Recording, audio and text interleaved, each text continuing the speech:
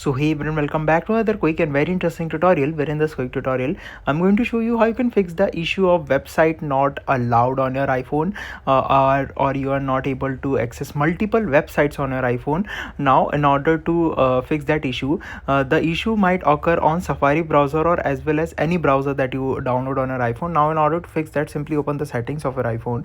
In the settings, simply go to screen time option right there, and here in the screen time you need to go to this option of content and privacy restrictions.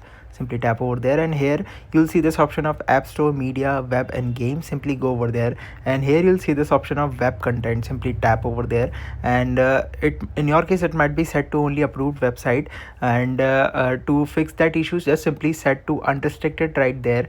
And once you do that, all your website will definitely gonna work on your iPhone.